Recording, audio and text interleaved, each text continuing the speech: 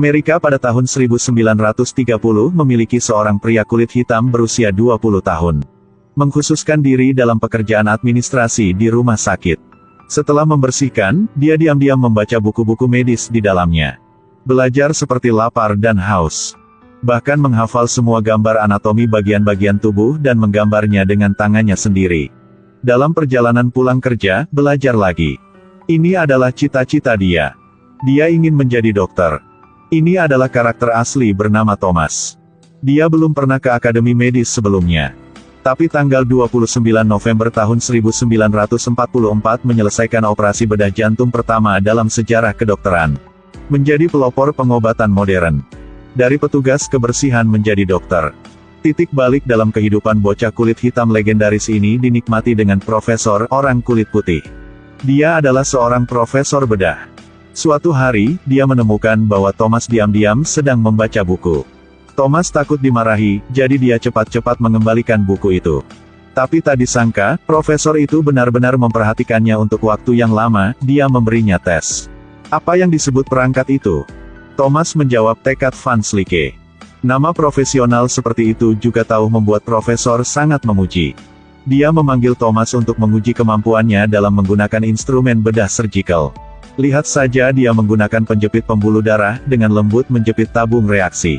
Beralih ke tangan kiri sama fleksibelnya. Juga dapat beroperasi dengan dua tangan pada saat yang sama. Kemudian letakkan tutup botol dengan kuat di tabung reagen.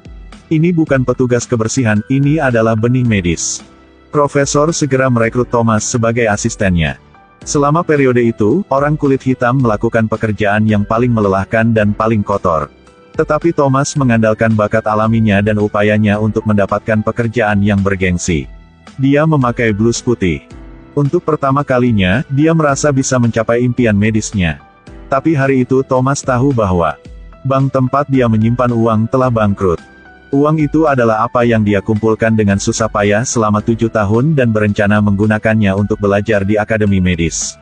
Dia berdebat di pintu untuk waktu yang lama tetapi masih tidak bisa mendapatkan sepeser pun kembali. Beberapa hari kemudian, Thomas masih depresi dan tertekan. Profesor itu tidak berpikir itu benar setelah mengetahui ceritanya. Siapa bilang sekolah kedokteran harus pergi ke sekolah kedokteran? Kamu juga bisa belajar di sini. Dia melepaskan tangannya dan menyuruh Thomas untuk melakukan eksperimen. Dan Thomas juga sangat berbakat. Hanya dalam beberapa minggu, dia dapat menguasai injeksi anestesi untuk anjing. Lakukan injeksi arteri. Setelah itu, dia juga belajar sendiri anatomi dan fisiologi. Rajin mempelajari semua jenis eksperimen. Dan buktikan ke profesor. Shock disebabkan oleh terlalu banyak kehilangan darah sehingga tubuh tidak dapat mengisi kembali. Membutuhkan sejumlah besar darah dan transfusi plasma. Terapi ini telah menyelamatkan ribuan tentara yang terluka dalam Perang Dunia II. Profesor itu juga terkenal karena itu. Tapi di saat orang kulit hitam dipandang rendah, profesor juga tidak berani mengumumkan Thomas sebagai asistennya. Jadi tidak ada yang tahu kelebihan di balik Thomas. Selama pesta ucapan selamat, dia harus menyamar sebagai pelayan untuk bisa di dekat profesor. Mendengar pujian semua orang pada profesor. Pujian ini, dia harus ada bagiannya. Setelah kembali, sang istri merasa dendam padanya. Dia merasa seperti profesor telah tidak berlaku baik pada suaminya. Tapi dia berkata, jika bukan karena kebaikan profesor, dia tidak akan berada di tempat dia hari ini. Orang yang memiliki cinta sejati tidak akan menghitung kerugian ketenaran dan keuntungan. Beberapa tahun kemudian, profesor itu diundang oleh Institut Medis terkemuka dunia Hopkins untuk memimpin Departemen Bedah. Atas permintaannya yang keras, Thomas juga diundang. Bersama-sama mereka pergi ke sekolah yang disebut Istana Medis. Lorong-lorong di sini dipenuhi dengan foto-foto perintis medis. Profesor berkata, suatu hari foto dia juga akan digantung di sini. Dua orang berbicara dan tertawa. Baru saja akan masuk ketika tiba-tiba penjaga keamanan memanggil mereka. Dia mengatakan orang kulit hitam tidak boleh pergi ke pintu depan, mereka harus melalui pintu belakang. Thomas tidak memprotes, diam-diam berjalan keluar. Dia melewati patung Kristus yang melambangkan kesetaraan dan cinta. Yang disebut kesetaraan. Sejauh ini semuanya kecuali orang kulit hitam. 1943 di lembaga medis terkemuka dunia Hopkins. Begitu Thomas muncul, dia langsung menarik perhatian semua orang kulit putih. Kemanapun dia pergi, tatapan itu akan berhenti padanya. Tidak hanya itu, bahkan rekan-rekan kulit hitam memandangnya. Sepertinya dia tidak pantas mengenakan blus-blus putih ini. Tapi Thomas tidak pernah peduli dengan pandangan itu dan selalu membenamkan kepalanya dalam penelitian medis. Hari itu, dia pergi untuk memeriksa kamar di bangsal jantung dan menemukan anak-anak berwajah pucat di dalamnya. Kolega mengatakan mereka semua memiliki penyakit bayi biru. Ini adalah kelainan jantung bawaan yang paling umum pada anak-anak. Karena aorta tersumbat mengarah ke paru-paru. Oleh karena itu, pasien kekurangan oksigen untuk waktu yang lama, menyebabkan wajah biru dan ungu. Saat itu, dunia medis berpikir bahwa bagian jantung yang bermasalah tidak dapat dioperasi. Hanya bisa tergantung oleh takdir. Oleh karena itu, tingkat kematian penyakit ini diatur ke angka menakutkan 100%. Tapi ternyata selama seseorang melanggar tabu terhadap operasi jantung, kemudian anak-anak dapat memiliki hidup kembali. Jadi Thomas dan Profesor mulai mempelajari kelayakan operasi jantung. Profesor mengatakan bahwa anjing dapat digunakan untuk eksperimen, memperlakukan mereka sebagai pasien dengan penyakit bayi biru. Kemudian temukan perawatan bedah. Tapi hati anjing sangat kecil. Pembuluh darah hanya setebal 3-4 mm. Dan kemudian tidak ada peralatan bedah yang canggih. Untungnya, Thomas dulu bekerja sebagai tukang kayu. Kemampuan bekerja sangat baik. Dia membuat alat sendiri yang jauh lebih kecil dari biasanya. Bahkan di bawah keadaan peralatan rumah sakit yang tidak mencukupi. Dia bahkan membuat ventilator sendiri. Hari itu ketika Thomas sedang melakukan operasi pada anjing itu, seorang dokter medis lewat.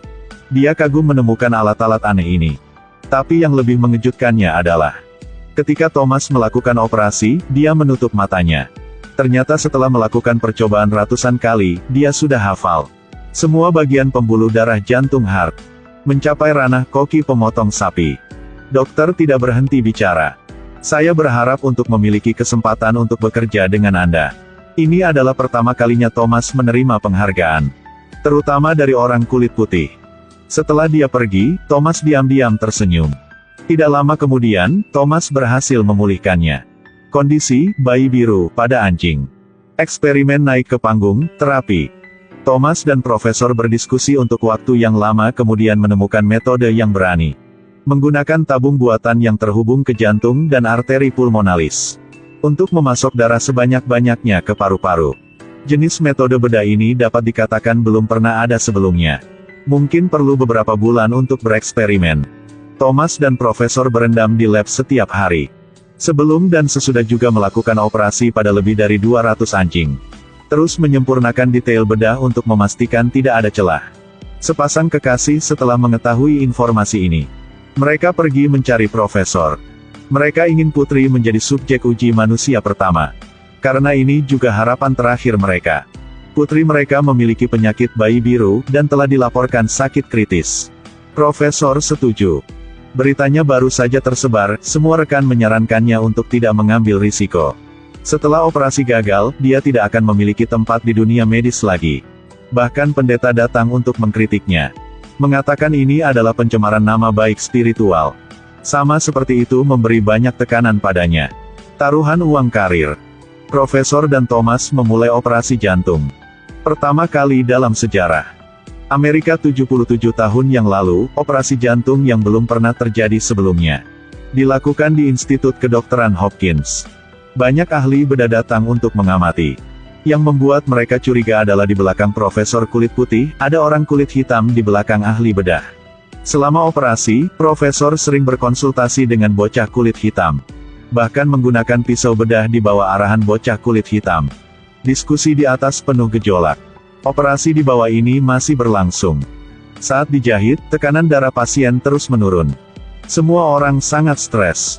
Sampai akhir operasi. Wajah pucat pasien tiba-tiba berubah menjadi bagus lagi. Ini berarti jantungnya mulai mendapatkan suplai darah normal lagi. Operasi berhasil. Sepasang kolaborator putih dan hitam ini benar-benar menciptakan keajaiban dengan tangan mereka sendiri. Menyelesaikan operasi bedah jantung pertama dalam sejarah medis. Ketika Profesor keluar dari ruang operasi, semua orang mendidih. Beri dia pujian terbaik. Profesor selalu ambisius dan ingin naik ke puncak kedokteran. Hari ini dia akhirnya berhasil. Tetapi pada saat ini, kata-kata rekannya mencapai telinganya. Dia sangat beruntung memiliki orang negro itu untuk membantunya. Bocah kulit hitam itu adalah penyelamatnya. Saya pikir bagaimana jika dia tidak memiliki bocah itunya? Kalimat ini menyentuh harga diri Profesor. Dalam wawancara berikutnya, dia tidak menyebutkan dedikasi Thomas. Menikmati pujian itu sendirian.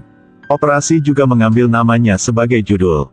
Dunia medis juga mengadakan pesta khidmat untuk merayakan prestasi medisnya. Thomas menyamar sebagai pelayan, menyelinap masuk. Seorang profesor dengan ekspresi cerah berdiri di platform memberikan pidato.